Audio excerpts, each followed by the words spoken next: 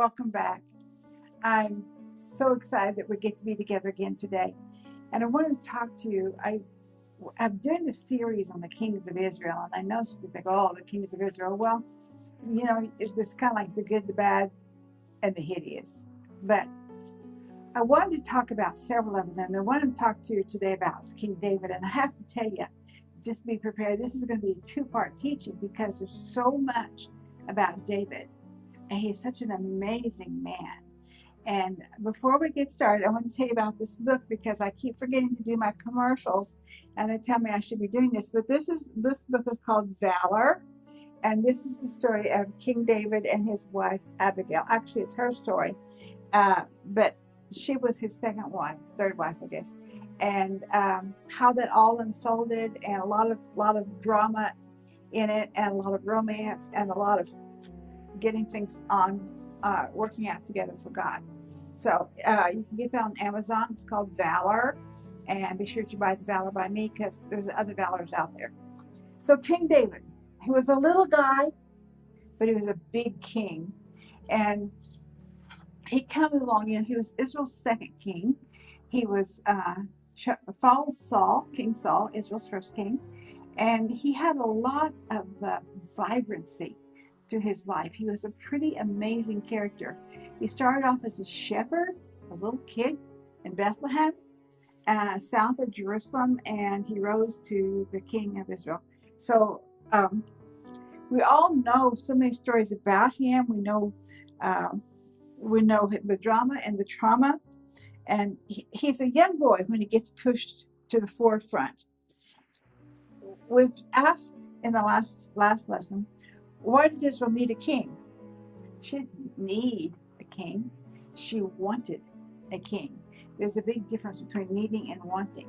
Actually, Israel had God, the Father, as their king, as their leader, as their high priest, but they wanted someone tangible, a human being that they could see and follow.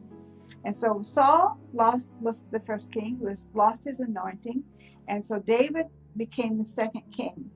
Even though he was anointed to be king early on, it was a long time before he finally came to the kingship. The story of King David is first found in the two books of Samuel. Samuel, book 1, chapter 16. Right after the negative decree towards Saul and his kingdom, Samuel goes to Bethlehem under the guise of going there to make sacrifices. And what he's going to do is he's actually going to the home of Jesse, of the tribe of Judah, to anoint the next king of Israel. Who is Samuel? Samuel is the prophet of God. He's the last prophet, priest, roaming through Israel like he did. And he's an amazing man. He's old. Right now he's quite elderly. David came to love him dearly. So God said, invite Jesse, go to Bethlehem to make the sacrifice, but invite Jesse to the sacrifice, and I will show you what to do. You will anoint for me the one whom I designate. God designates him. God designated Saul. Saul messed up. That can happen sometimes, It's a sad thing what it does, but it can happen. So Jesse came to the sacrifice, and he brought his sons with him. And Samuel looked at Eliab, his oldest son, and he's tall, he's good looking, and very masculine, warrior-like. And he thought, this is the king. This is the king. And God said, don't look on the outward appearance, look on the inner appearance. So Jesse goes down.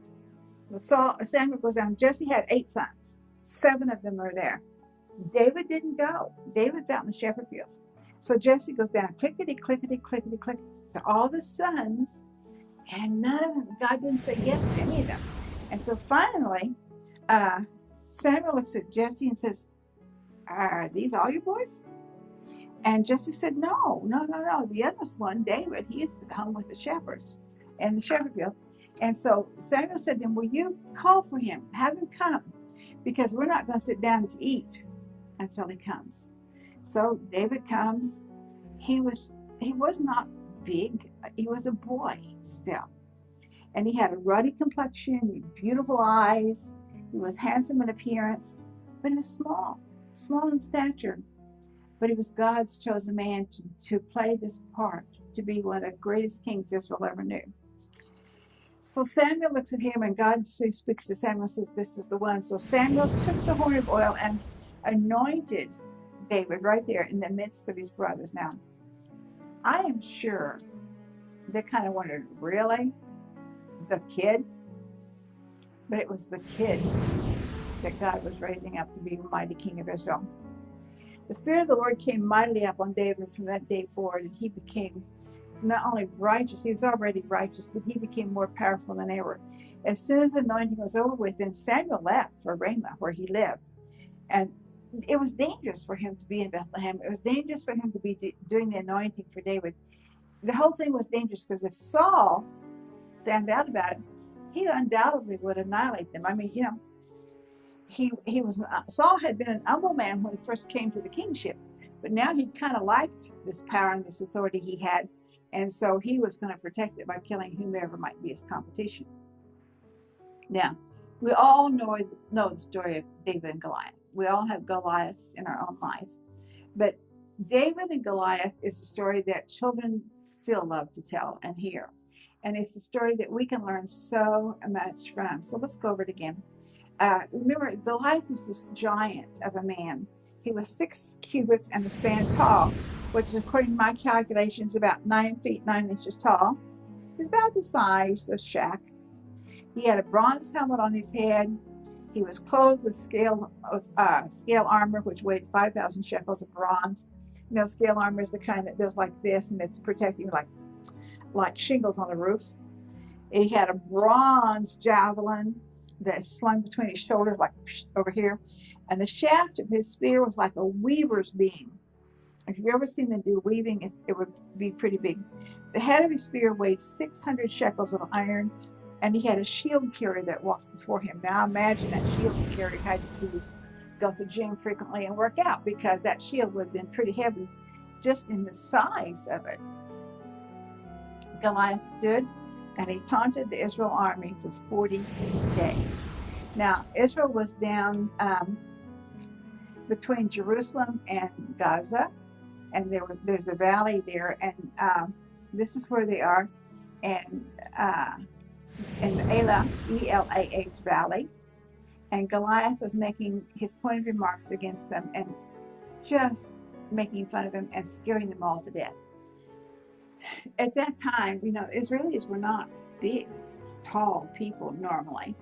They were smaller in stature, husky, but small. And here you have this 9 foot 9 inch giant, almost 10 foot tall, and he's shouting at you. He's in full armor, and he's taunting you. It's kind of scary, you know. Everyone was terrified of Goliath. They were just really frightened. And he was saying, come on, fight me. And they were wanting to have someone fight. The Amalekites, were wanting someone to fight, or Philistines, I should say, were wanting someone to fight Goliath. And it was going to be a winner take all. Well, you know what that meant. Goliath is going to annihilate anybody who came against him, and so Israel would become the Philistines. Being the kid brother, David is sent down to the valley of Elah with some food stuff, and his dad sent him there to check on his brothers, who 3 of them were there in the army, and he said, go check on them, see how they're doing, take this food to the captain, blah, blah, blah. And so he goes down there, and he takes the food, and he's watching and talking, and I'm sure he was a pain to the brothers. They thought, oh, here comes the kid again, you know. And so he shows up there, and he's kind of scoping it out, figuring out what's going on. And would you believe he decides he can defeat Goliath? He was maybe 5'3", 5'4" tall, and here's this 9, almost 10 foot tall giant. And David said he could defeat him. Well, now the brothers were ticked off about this. They didn't like it at all. They said, yeah, right, we can just see you doing that. And so somebody took him by the hand and took him to King Saul. Now Saul is over here in his tent, and he's frightened. But David is not frightened. And so when David goes before Saul, Saul says, "You're a kid. What makes you think you can do this?" And he said, "Hey, out in the shepherd field, my sheep have been attacked by bears and lions. And when that happens, I go after them, and I have killed them and rescued the sheep out of their very mouths." And he said, "Do you think I could do that and not kill this giant?"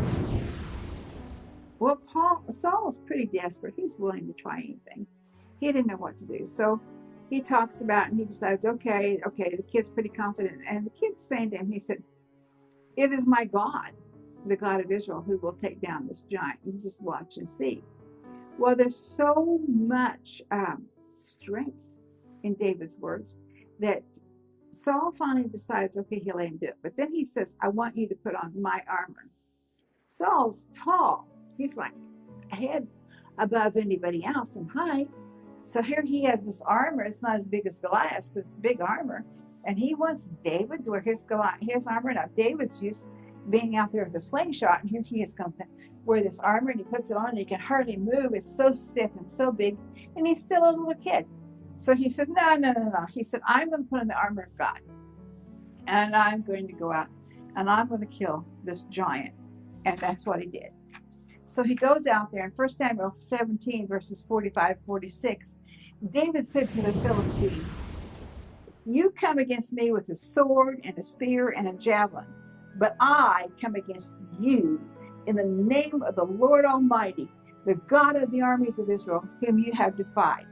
This day the Lord will deliver you into my hands, and I'll strike you down and cut off your head. This very day I will give the carcasses of the Philistine army to the birds and the wild animals, and the whole world will know that there is a God of Israel." Proclaiming the power of his God, David defeated Goliath with one smooth stone and a slingshot, hitting the giant between his eyes with the stone. When the giant crashed to the ground, David grabbed the giant's sword and decapitated him, holding the head up for all to see. The Philistines fled, and David was brought before King Saul. It was at this point that Saul's son Jonathan and David became friends, more like brothers. In a normal situation, Jonathan would have been heir to the throne and the next king. However, he recognized the anointing on David, and he followed through on that. He stripped his own royal robe and placed it on David along with his personal armor, his belt, and his sword. Jonathan was a man of God. Jonathan had the Spirit of God. Jonathan recognized the anointing on David. And Jonathan was not intimidated by the fact that it would be David who would be king. He saw this in his spiritual eyes. He saw it in the spirit realm, and he was not intimidated by it. It was a good thing for him to see that. And so when he did this, when he put his own personal robe, his personal armor, and his personal sword on David, it made a huge statement. Now, I don't know what Saul thought about that maneuver, but he must have looked at that and saw Jonathan accepting David as a future king. Intimidation factor here. So David then goes to where the palace is, and he plays his harp, and he brings peace. He became a member of Saul's entourage, so to speak, and he went out to wherever Saul sent him, and he did Saul's bidding, and David was pleasing to the people of Israel, and they loved him. Remember the songs? Saul's killed his thousands, but David's killed his 10,000s. Well, that was great, and that brought a lot of joy and happiness to the ladies that were singing it, and dancing in the streets and all that stuff. But it didn't bring much joy or happiness to Saul, because he got intimidated by that. It didn't take a whole lot to intimidate Saul, but he was very intimidated by that. And the next day, an evil spirit came from God, came upon Saul, and he raved in the midst of the house while David was playing the harp. Yeah, while David was playing the harp. And a spear was in Saul's hand, and he threw it at David. But David escaped, not once, but twice. I think that'd be kind of a warning that somebody doesn't like you. Saul became afraid of David, and he removed him from his presence. He didn't want him in his entourage anymore. He didn't want him there because he was afraid of him, spiritually afraid of him. And David was prospering in all the ways, for the Lord was with him. And that only made Saul the more jealous. Jealousy is evil. It will destroy every time. There are years of interaction between them that I could list here. However, I would hope that you'd read it for yourself in 1 Samuel. So David begins to have to hide out from Saul. It became so bad. What I want you to get to know is the relationship between David and Jonathan. It was a pure relationship. Don't try to read anything into it that wasn't there. There was nothing sinful about this relationship. It was a pure friend relationship. It was like brothers. Jonathan was tender in spirit, not influenced by evil spirits as his father was. And he understood the present and the future, and he stood with David and even protected David from his own father. Several times, Jonathan warned David of his father's evil intention. One of the most profound encounters between David and Saul was in the desert region of Israel while Saul and his army were hunting David. By now, David had abandoned men whom he was developing into an army, and they were hiding in the caves around En-Gedi. Now, En-Gedi is on the desert. It's just right off of the Dead Sea, and you can go back, way back, hiking hike for 30 minutes maybe, back into this beautiful waterfall, and it's just serene. You have the very, very hot desert, but you have the En-Gedi waterfall, and you can swim, and it's gorgeous. And then all around it are caves and things like that. So they were hiding in these caves. Now, someone had ratted David out and told Saul that he's down there, he's hiding in the caves. So Saul went down looking for him. Well, one of these times, Saul had to go to the restroom. So he went into one of the caves to have privacy while he squatted and did his business. David and his men were in that cave. And so David crept up behind Saul and cut a piece of his robe off and then crept back. And then when Saul went back outside and got on his horse and was riding away, David went out, and when there was a safe distance, David went out and he held up that piece of fabric that he cut from Saul's robe, and he used it as a witness to Saul, saying, "Look, I could have killed you. You were this close to me. I don't have any harm. I don't have any evil intention towards you." And Saul was embarrassed, but he understood how wrong he was, so he rode off that time. It was one of those things where, had he have pulled his act together, he being Saul, had he pulled his act together at that time, things would have been different. Things could have changed, but he just didn't have the capacity to do that. 1 Samuel 18:29 says that Saul was David's enemy continually. One of the most profound moments during this time was when David went to the priest of Nob, just north of Jerusalem. And I've written about that in this book.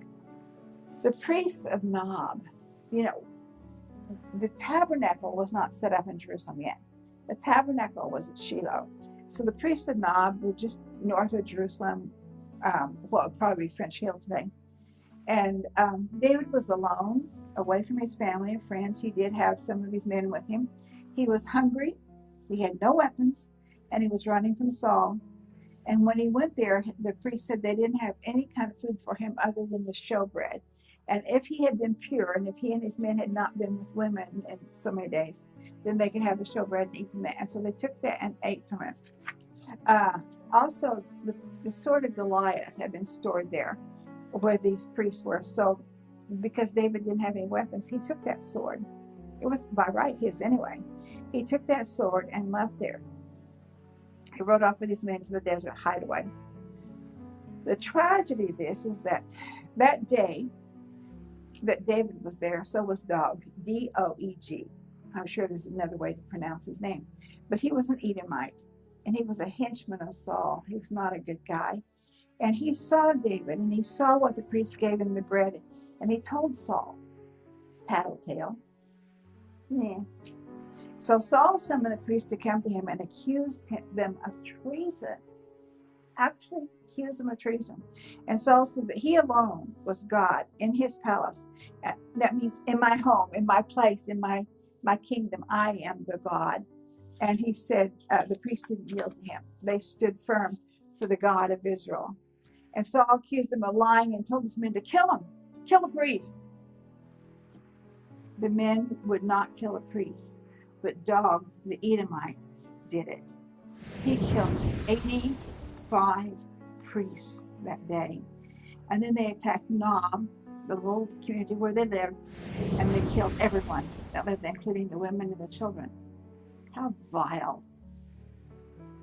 While all this was going on, David was down in the desert. Someone had come to him and said they were worried about David's parents. You know, Jesse and his wife, they live in Bethlehem. The way Saul was acting, the irrationality of his mannerisms and everything, they were afraid that Saul would come and take David's parents captive and kill them just to get even with David. And so they wanted to take David's parents, Jesse and his wife, to Moab. Now, why Moab? Remember Ruth, the Moabitess? She was his grandmother, and she was from Moab. And if they took David's parents to Moab, they could stay there and stay with the king of Moab and be safe away from the grasp of Saul. So David decided he would do that. He and his men escorted his family to Moab for safety. And while he was gone, he had no idea what was happening in Moab. Nothing. Until he got back. And when he got back from Moab, somebody told him about it, and he was so grieved in his spirit. It just broke his heart that he would be the reason that Saul would want to kill these priests. He was grieved that Saul did kill them. He was grieved over all of it, and his heart ached, and he wept over it. So he went then from there to the Philistines, and he hid out the Philistines for a while. He joined the army, pretending to be a part of their army, but he and his men would go out and they would do things to fake out the Philistines because he really didn't want to unite with them. He's just getting himself a reprieve from Saul and trying to figure out what to do next, because after all, everything had gone to heck in a handbasket really, really fast. Any man who would wipe out 85 priests and their families has to be demented. And I think he had come to recognize that with Saul, that Saul was not well mentally. While he was running from Saul, he fought several of his own battles. He defeated the Amalekites, whom Saul was supposed to have wiped out years before. Remember the story of Agag. And remember, the Amalekites had attacked Ziklag, burned it with fire, and took the wives and sons of David and his men captive. Abigail, one of his wives, was there, and they took her and her child. And David inquired of the Lord if he should pursue the Amalekites and attack. Now we might say, well, of course he should pursue. It's his wife, it's his kids. But David asked, he sought the Lord out on everything he did. He didn't just shoot from the hip and go. He sought the Lord out. And so the Lord said, yes, go. And so he went and he fought the Amalekites, and he brought back the wives and the children and brought restoration to his men. Now, until he went there, the men were so mad that the Amalekites had attacked the compound or the little village where their families were and taken them captive, that they were ready to overthrow David. So David had to do something, but he wanted to make sure that the something that he did was in line with God. And God said yes and go. And so he did. He went there. He brought back the families, and he brought back his own wives and children, and they were made whole again. Saul and Jonathan and his two other sons were at war with northern Israel against the Philistines. And those Philistines are showing up everywhere. Things didn't go well, and both Jonathan and Saul were killed. Their bodies were decapitated and hung on the walls at Bet-shean. Now, Bet-shean is just south of Tiberias, the Sea of Galilee. Stones throw like 10, 15 miles. And the bodies were hung there, and David was grieved over the death of Saul. I mean, as much as he ran from Saul, he also recognized that Saul was God's anointed. Even though he had lost the anointing, he still was in the position God had put him in. And he was especially sad that his beloved friend Jonathan was killed as well. And David begins to position himself for the kingship. David inquired of the Lord, asking him if he should go up to one of the cities of Judah. And God said, yes, he should go up, meaning you're moving now into your position of kingship. And David asked which city, and God told him to go to Hebron, one of the holy cities of Israel. You know, this is where the cave at Machpelah is, where Abraham buried Sarah, Isaac buried Rebekah, and Jacob buried Leah. It's one of the holy cities. And so he went there, and he and his wives and men moved to Hebron. The threat of Saul was gone, and the men of Judah came there and anointed him king over the house of Judah. Why not all of Israel? Because meanwhile, back at the ranch, Saul, one of Saul's other sons, had appointed himself king, Ishbosheth, and he has had himself installed as the king over the northern part of Israel. He was 40 years old, and he served as king for 2 years. And the house of Judah followed David. There was an ongoing civil war between the house of Saul, the king, and David, with David growing stronger and Saul's house diminishing. During the 7 years that David reigned from Hebron, he took several wives and had several children. And in those years, he had 6 wives and 6 sons. Ishbosheth insulted Abner, which was a crucial mistake. And when he did that, Abner took his support just to David. And David said, okay, you can come to me, but bring me Michal. She was my first wife, my first love. Bring her to me. And so Abner took her away from her husband, whom Saul had given her to, and brought her to David. And we're out of time on this, so I'm going to say Shalom, Shalom, Yerushalayim. Be sure to tune in to page 2 of the story of King David, the second king of Israel, and one of Israel's highest and most powerful kings. Thank you so much. Shalom, Shalom, Yerushalayim.